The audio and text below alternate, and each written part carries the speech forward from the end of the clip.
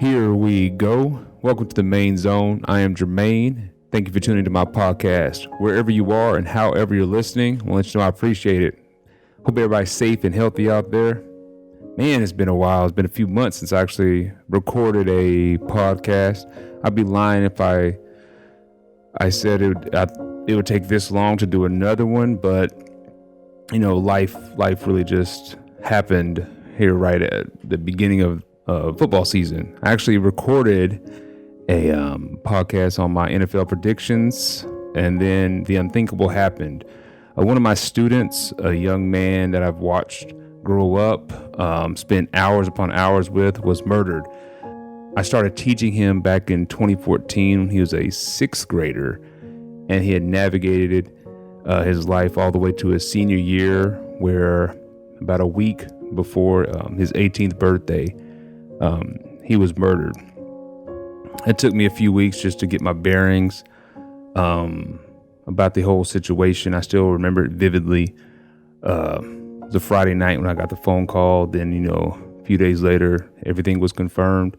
So it was me just focusing on my students, doing a few home visits. Backtrack, for those that don't know, I'm an athletic director of a charter school. So visiting students and then helping with the whatever I could help with the funeral and things of that nature. So that took a few weeks. I'm strong. I've always been able to compartmentalize things, but that really shook me up. His death really got to me on a intimate level just because of the time that he and I spent together.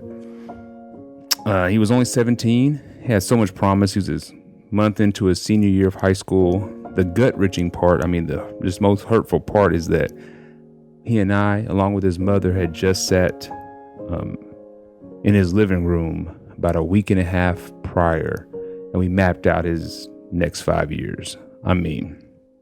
Everything to where he wanted to go to college, the degree that he wanted to earn, the type of job that he wanted, the buy your home before you buy a nice car, invest his money.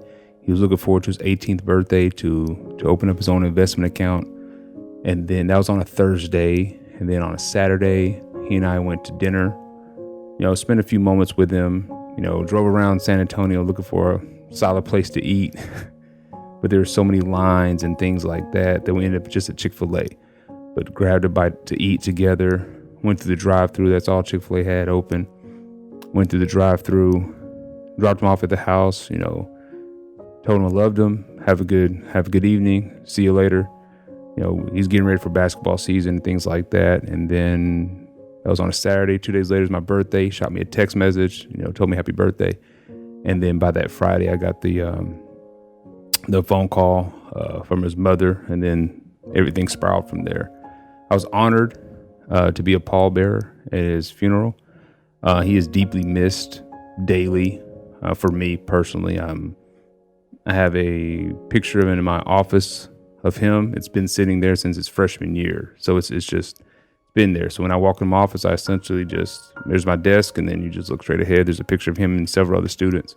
But it's just a reminder of how precious life is, and how things can take a turn relative quickly, and can really just affect so many people. His death has touched a broader scope than I think he even would have realized. So many students at my school, my family, people that came in contact with him. So that was just a tough time. And then once I processed through that, my sports season started right away. We started with volleyball, and so I got to traveling, and then that grind began. So it's been a while for me to get back on this mic. But for those that have missed the podcast, man, thank you. I really appreciate it. I actually had a few people reach out to me about it. It means a lot. Started back in this summer. I've always liked to talk, and then, talk sports, and then want to, broaden this out into telling stories. So we've got it started, and then we just moved from there. Before I get on to the news, though, it's for me to make it through that the death or murder of a person that you're close to. I've had to do some self-reflection on my own mental health, because I've always considered myself like super strong, like nothing, just process through it, keep pushing. But if I have had to take some quiet moments, and my way of coping is exercise, a lot of reading, and then I've started, trying to live in the moment, like keep my mind in the space of the day that I'm in. Don't go too far ahead. Don't go too far behind. Only because if I go behind when dealing with this, I'll think of my what ifs. Like, what if I did this, that, and the third? And if I go too far ahead, it is, difficult, because then I don't stay in the moment. So, of course, for me mentally, a lot of reading. I'm a prayerful person, as you all should know. A lot of praying, and then a lot of working out and trying to help others, particularly my students that still have their grieving to do. But that's it, focus on my mental health. My family's very supportive. My wife is awesome. My kids are great. Stay in the moment with them, spend more time with them. And then, gear myself up each week just to be the best that I can be, but then understand that in the moments that I have to, have a moment, it's okay, and that's the part that I've had to grow and accept, which is I have normally just compartmentalized things and I'll finally blow up. Whereas now I'm at inner peace, because I will take a moment if I need to take a moment. As with any loss, there's a grieving period that each of us have to go through. Now, I'm no mental health expert, but I want to encourage everyone that is dealing with some form of loss to seek some help. Some professional help, I'll say. I'm finding out after 40 years that that's the best way of dealing with trauma is through professionals who can guide us all through this process that we all will have to go through.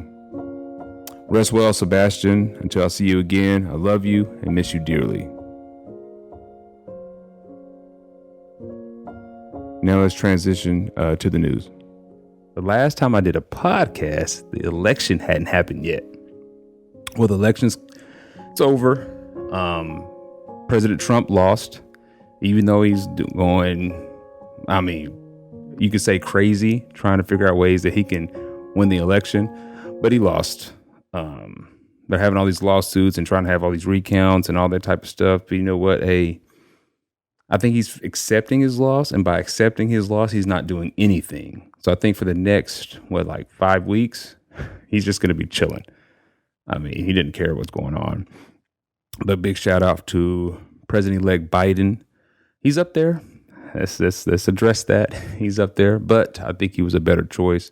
And then big shout out to Kamala Harris. First female VP, first black female VP. That is huge. Great role model for all young women, young black women, that you can achieve anything. She's going to be the second highest in command of a country. You can't beat that. Humble upbringings. She's worked her butt off to get where she's at. So that's huge. Let's go. And and she went to HBCU. I'm an HBCU grad, so always happy to see that, All right. Now, I know it happened a few weeks ago, but any of y'all see the Tyson fight? Man, I can't lie. I was excited. He looked great. I'm a huge fan. I've read his bio. I've watched a lot of his interviews. For those that don't know, he's a huge Roberto Duran fan. Everybody thinks he loved Muhammad Ali, but he did love Muhammad Ali, but he was a big Duran fan of how he fought and his demeanor and his attitude. But anyway, he looked great. I was actually excited to see him in the ring. It was crazy how just casual fans were buying this fight. And then you had, this past week, you had Joshua fought. Last week, Errol Spence fought against Danny Garcia. And I like to see the numbers of their fights, their pay-per-view numbers Tyson's fight versus those guys. I mean, this is a guy that fought in 15 years, fought Roy Jones. It was great. Snoop was great. I mean, I couldn't believe it. I mean, I was excited to watch Mike Tyson fight again. But speaking of boxing, you might have heard Floyd Mayweather's coming back to fight Logan Paul, who's actually the brother of Jake Paul, who knocked out Nate Robinson. I'm not going to be buying that. I mean, it's just, Mayweather capitalized off the success of, I guess, the Tyson fight, and then off of the popularity of the Paul brothers, I guess you could say.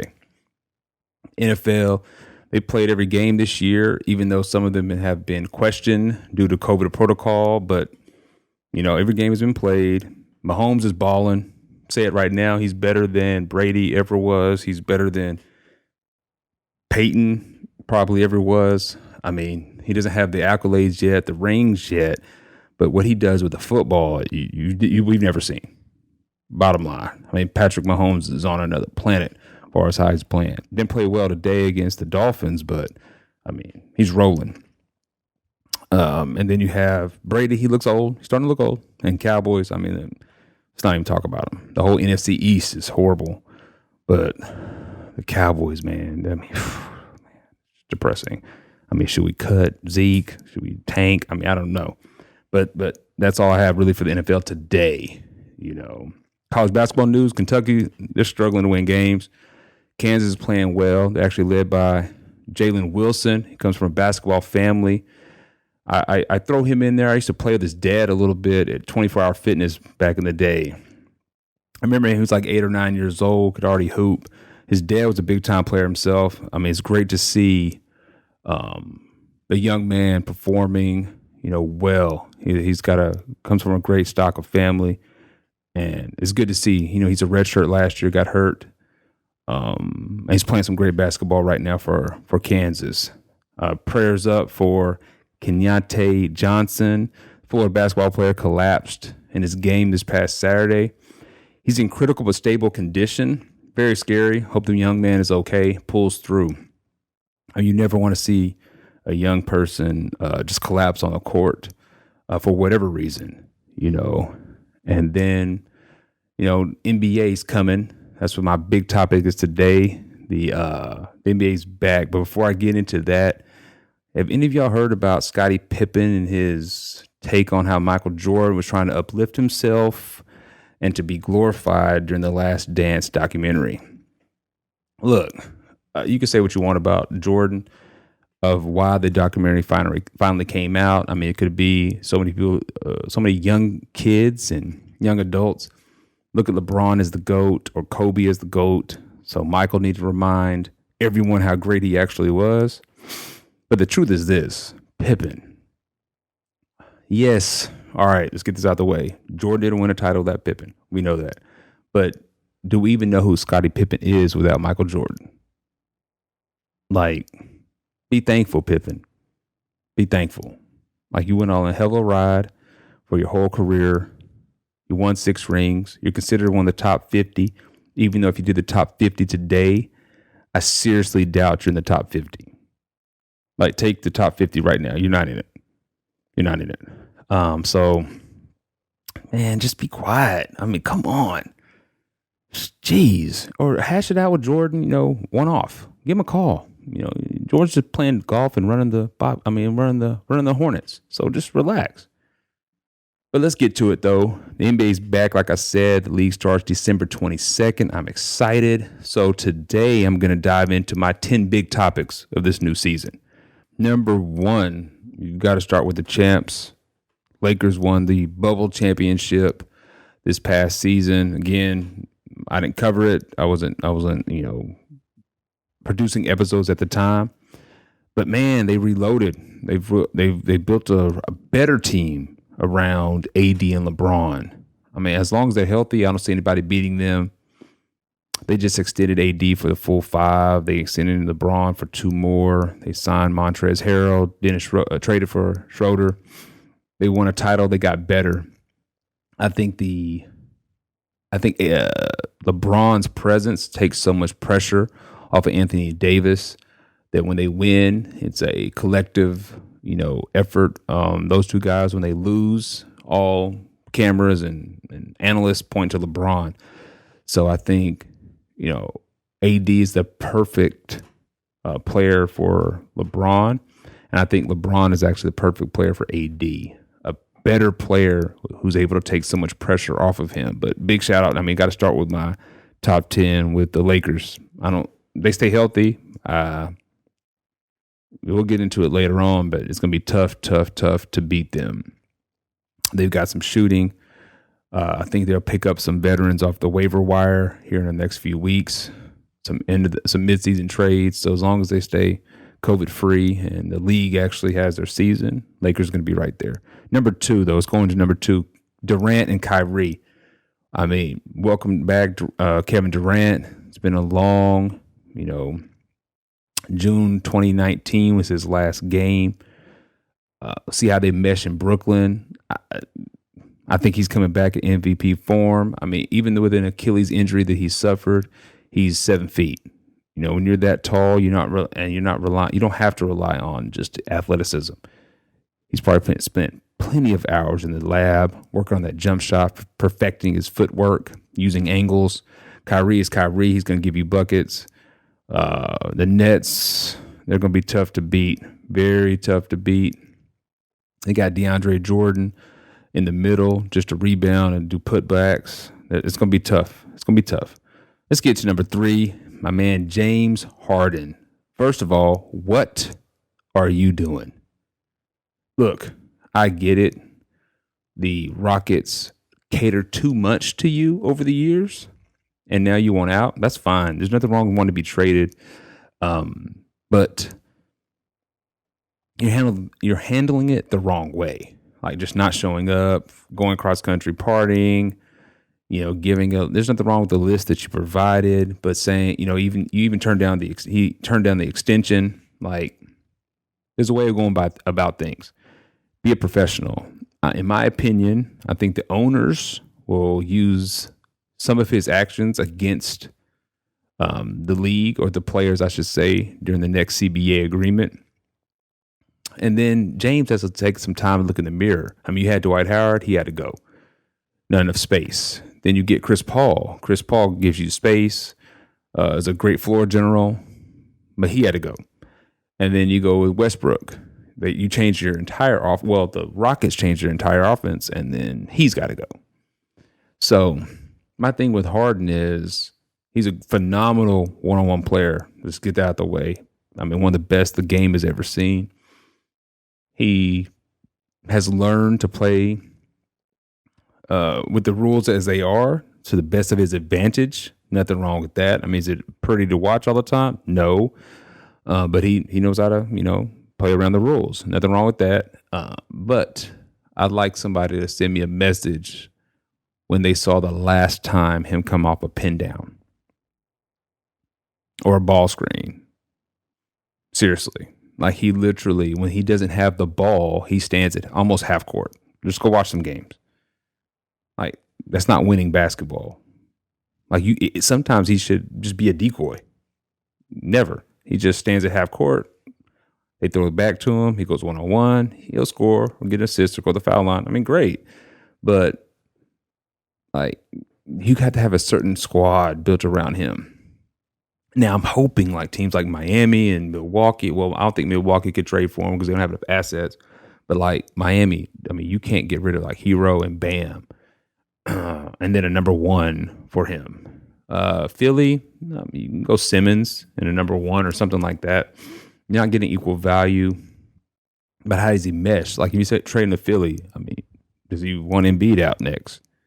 Milwaukee be, what does he do? Just want to pick and roll with Giannis or go one-on-one and the guy that's guarding Giannis just stands in the paint because Giannis can't shoot. So, Harden, just go ahead, start the season with your team, be a professional, and then see how the trade market works out. Shout out to LeVar Ball. Moving right along. This is number 4, though, by the way. But shout out to LeVar Ball. Hey, man, he's obnoxious. He said some wild things. He had the target on Lonzo's back from day one, talking about he's better than Steph and all that. But, He loves his boys. And as a black man and a black father, you've got to love to see that. He loves his boys. To the Holiday family, yes, Drew and those guys, they already had 3 brothers playing in the league. So it's not the first time. But I just appreciate the fact of how much LeVar loves his boys. LaMelo just got drafted by the Hornets. You got Lonzo in the league. And then up until a few moments ago, I think I read on social media that Jello got waived by the Pistons. But nevertheless, he had 3 playing in the NBA. Jello, his deal was non-guaranteed, so that's how the business of the NBA works. But I'm interested to see how LaMelo plays and how hard Michael Jordan pushes him. But I got to throw a shout out to LeVar. I mean, 3 boys, you've groomed them, you've loved them, pushed them in an obnoxious way and in an unorthodox way of having, Melo bounce around everywhere, all over the world, essentially to play ball. But it paid off. I mean, you've got, what do you have? 2 kids drafted top 3 in the NBA in a span of 5 years. I mean, that's crazy. Number 5, the Warriors. Oh, man, Clay. Hey, if you were happy when you got the news of Clay tearing his Achilles, man, you're not a fan. Like, guy can hoop. Great shooter, great defender.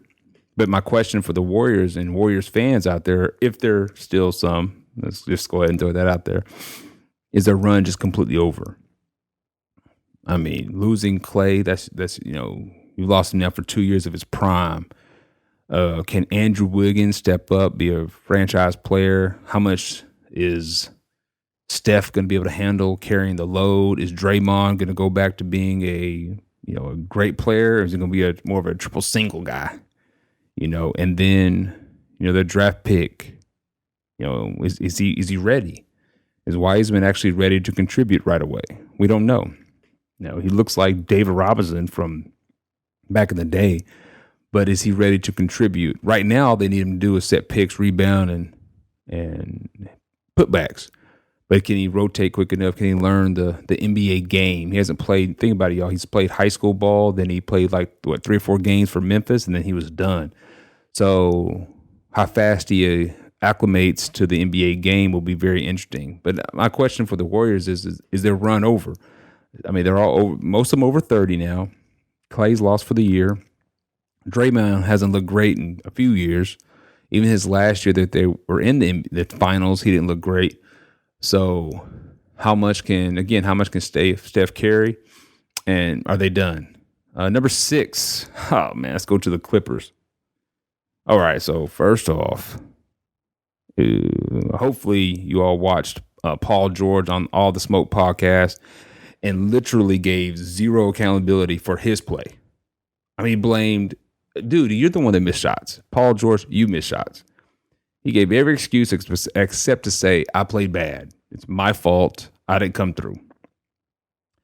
He said he was in a dark space in the bubble, even though, again, even I said on a previous podcast, you're in the NBA, man. You make $20 million a year, over 30. You're staying at a resort. This was in the summer, so like June, July, when COVID was tearing the country up. People are losing their jobs. People don't have any money. And yet you're in a dark space while you're sitting in a hotel room with food being brought to you and you play basketball for a living. Like, shut up. And then you get on a podcast and you say how Doc did not use you right. But the facts are the facts. So here they are. He was actually a pick and roll facilitator 33% of the time. That's the highest of his career. So he's saying, he gets on there, he says, well, Doc was using me as I was JJ Redick, or if I was Ray Allen. He had me just come spotting up or coming off of curls and pin downs and things like that. But the reality of it was he was able to run the most pick and rolls in his career. That's the fact. Like, I mean, have some just self-accountability. That's the problem with the NBA. These guys don't have not enough of them have self-accountability. I'm about to go on a tangent, so here I go. Not enough have enough self accountability. Number one. Number two, the NBA thinks that every team has to have a star. So now they say guys are stars when they really aren't. Like, in my opinion, a star is somebody that puts butts in the seats and, gets numbers and stats and all that kind of stuff. But if you're on the road in Minnesota in January, I don't think anybody's going to watch Paul George play. But the Target Center, if that's what it's still called in Minnesota, if LeBron's coming, they're selling out. Back in the day, if Kobe's coming, they're selling out. But Paul George, because Nike gave him a signature shoe, and he was a star at Indiana because Indiana had nobody, so they had to make Paul George a star so they could sell seats, sell tickets. Then now he can get on a podcast and literally have no accountability, self accountability. It was a scheme. Like, you're the one that shot off the side of the backboard. I didn't. He didn't. Doc Rivers didn't call that play for you to get it open in the corner and you hit the side of the backboard. Like, come on, man. Like, self accountability. Like, you're a good player. So I'm not saying Paul George is trash. He's an all-star player. But for these guys to play and dismiss their own play is ludicrous to me. Number 7, though, I'm done with the Clippers. Let's see. Well, go back to them. Let's see how Kawhi plays. They got knocked out early this past year. They were meshing right before the shutdown. So let's see what the Clippers do. I don't think they could beat the Lakers this year at all, but let's see what they do. All right, number 7, Bradley Beal and Westbrook. Will they mesh? I mean, Westbrook plays hard, so let's not act like he doesn't do that. But I'm even watching some clips of his summer or his 3-week off season, and he's just doing like windmill dunks. Like, dude, you have to learn to shoot. You're over 30. Your athleticism one day is going to leave you, and you still can't hit an 18-foot jump shot consistently, but you're a guard. Will he mesh with Bradley Beal? I think so. I mean, Bradley did play with John Wall, but John Wall was more a facilitator. I think they'll have a better season if Beal leads and Westbrook takes a back seat, but it's very difficult for him to do because just the style that he plays. But it'd be interesting to see. I mean, Westbrook's now on his 3rd team in 3 years. Hopefully he can shoot the ball a little bit better because he's going to age horribly if he hasn't learned how to shoot. And that contract's just going to get worse and worse every year. Number 8, man, Luka, baby. The Mavs. I'm from the Dallas-Fort Worth area, so of course I'm a root for the Mavs. Will he be the MVP? I mean, that's a big question. His bubble game spoke for itself. He went up against the Clippers toe-to-toe. I mean, in my opinion, made Pat Beverly quit.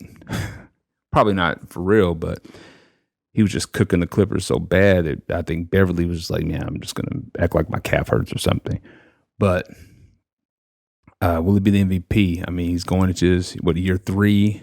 He's going to have the ball in his hands for the Mavs. They built a team all the way around him.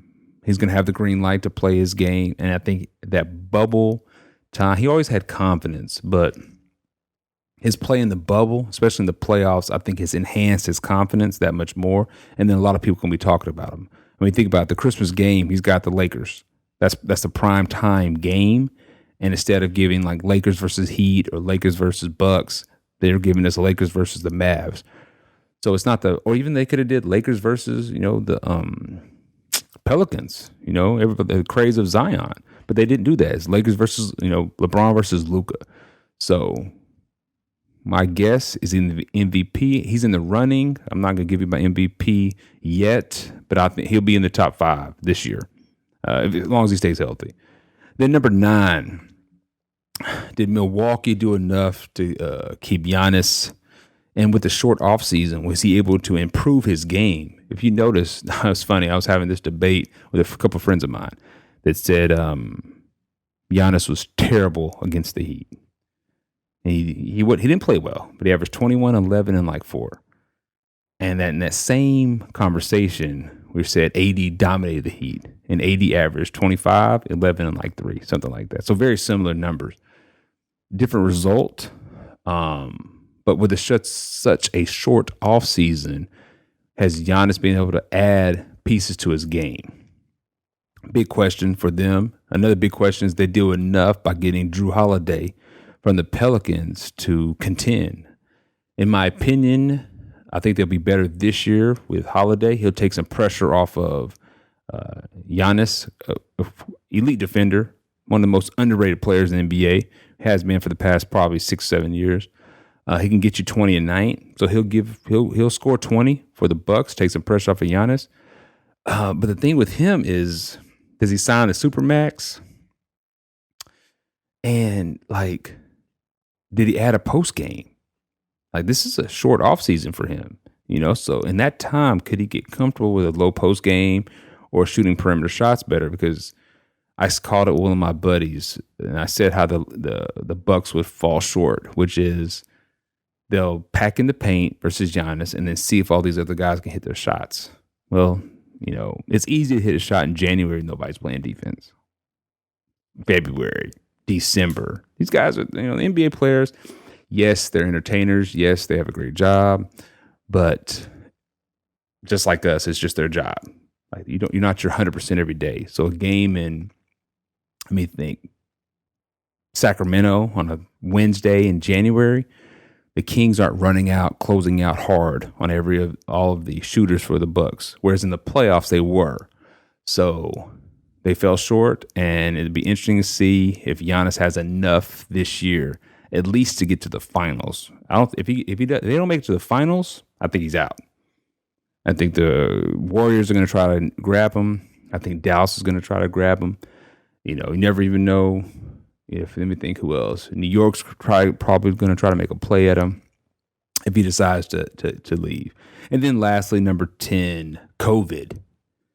So the NBA released a 158-page document outlining all the safety protocols. I mean, will the season even end? Part of the safety protocols is guys can't hit to the club. They can't go to bars and things like that on the road.